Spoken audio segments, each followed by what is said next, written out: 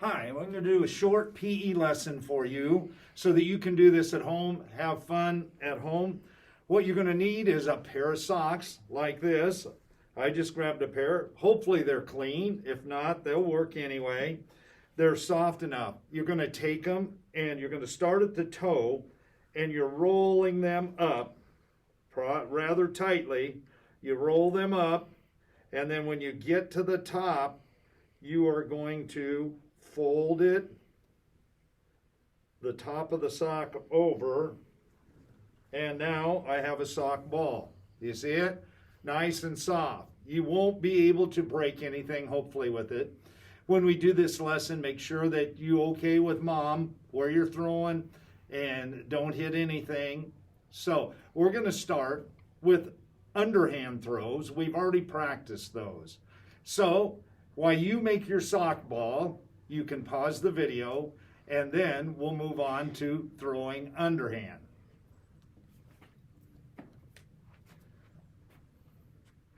Okay, remember when we throw underhand, you have a dominant hand and a hand that's not your favorite. So find out what your dominant hand is, probably your right hand for most of you. With the sock ball in your right hand, you are going to step with the opposite foot and release the sock ball. Okay, to do that now, we're going to set up some targets. So I brought a box full of fun. I brought some targets. I picked a clean wastebasket up, and I thought that'd make a good target. I also got a 5-gallon or a 1-gallon ice cream pail. Depending on your age, if you're in kindergarten, you probably want a bigger target. If you are in 4th grade, maybe the ice cream bucket's what you want. So I'm going to set it out here a little ways away from my spot where I'm standing. Then I'm going to come step back, and I'm going to take my sock ball. I'm going to step and throw it. Oh, I missed, so I can go ahead and run and get it and come back and try it again. If I get too good at it, there, I made it. I'd like you to do it with your right hand 5 times. So you're going to throw underhand 5 times, hit your target. If you miss one, just continue counting. Don't count the ones you miss, just count the ones you made. Okay, if you're throwing it your little bucket, that's going to be a little harder to make. So every time you miss, you just go pick it up and come back. I also threw in, I have some other things that you can use for balls. I brought in, we used to call these Nerf balls. It's just a foam ball, and I had some, and I thought those would work good because they won't break anything. I also have a yarn ball that I had in my closet, and I thought that'd be a nice soft ball. So there's other things you can use besides a sock ball, but if you have, most everybody has socks. Okay, so I step with my left, I throw with my right underhand. I do that 5 times. Now, you're going to put the ball in your left hand. So when the ball is in my left hand, I have to step with my right foot and throw underhand. You're going to throw that way 5 times and make it. Try to make 5 that way. Now, the next thing we're going to do is we're just going to soft toss overhand and see if we can put it in our target.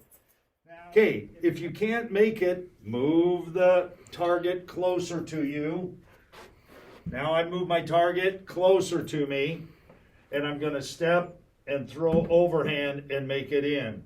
I want to do that 5 times. Now, it's kind of hard to throw with your opposite hand, your non-dominant hand, but you can try it if your target's close enough. So, left hand, my dominant hand's right hand, so my non-dominant hand's left hand. So I'm going to try to throw it in my target left-handed. So I have to step with my right foot, throw with my left hand, and it's close enough I don't have any problem making it. So I might want to move it further away and try it again. Step with my right, throw with my left. Oh, I overthrew it that time. So, that's the first challenge. I want you to throw it 5 times and make your target underhand with your dominant hand. 5 times underhand with your non-dominant hand and make your target. And then 5 soft tosses overhand toward your target and with your dominant hand, and then go to soft tosses with your non-dominant overhand throw. Now, we're going to practice throwing at some targets. Now, these targets were things that I wanted to make the ball into. Now, I'm going to use them to knock over some things. So, I brought some things that I thought I could use. I had a cereal box at home. It was just in the recycling, so I thought, oh, that'd be a great target to try to knock over with my sock ball. I found a couple pop cans. I can set them this way, or I can set one on top of another to make it a better target. I also found a couple of plastic pop bottles. None of these will hurt anything. Again, you got to watch what you're throwing at so you don't hurt anything. So, again, with your sock ball, let's talk about the proper way to throw overhand. Okay, my target is here. My body needs to be turned sideways. My dominant hand is my right hand. So I face with my left shoulder at my target. Okay, now I'm going to show you this way so you can see what I'm doing. If my target is over there, I'm facing this way. I make a T with my body. Then with my sock ball hand, my dominant hand, I make a capital L. I step with my foot toward my target, make sure my toes pointed right at my target. I come overhand and twist my body as I throw it. That is the proper way to throw overhand. Going to show you again. So we'll say T to a capital L, twist my body, step, and throw overhand. Okay? So now I have my targets. I set them on this little table. You don't have to set them on a table. You could just set them on the floor. If you get too good at it, you want to step back further. But you can have some fun saying, tell yourself which one you're going to hit. I can throw it and maybe hit all of them, but I'm going to say I want to hit the pop cans. So I turn my left shoulder to the pop cans. I make a T, capital L, step right at the pop cans and through, and guess what? I missed. So I'll do it again. I did get the cereal box though. So again, I make my T, capital L with my throwing hand. I step and throw, and there goes my pop cans. You can do that.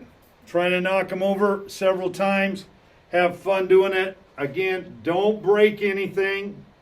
Have fun with your sock ball. You can also, if you want to play with your sock ball some more, you can always tap it, go from hand to hand, throw it up both hands and catch. You can figure out some other targets you want to throw. Please be careful in your house. Make sure you talk to mom, dad, somebody to say, can I do this here? You may need to go out in the garage. Maybe you need to do it outside if it's not too cold. So, we'll see you again when you get back to school, and we'll practice some more throwing things.